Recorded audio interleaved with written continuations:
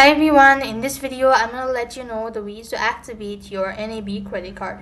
In order to activate your NAB credit card, you just have to follow the steps.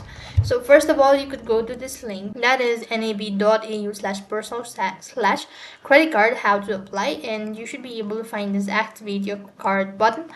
You could also do this with the help of an application, so you just have to log in into your account, and when you're logged in you could go to the activate section from the menu and just follow the prompt and you should be able to activate your credit card. Now on this page you should be able to find all of the instructions on what you should be doing in order to activate your credit card. So you should be able to follow this link and just follow the prompt that has been asked, and here you can see that you've been mentioned with the list of instructions. So just follow the prompt and you should be able to activate your credit card of NAB.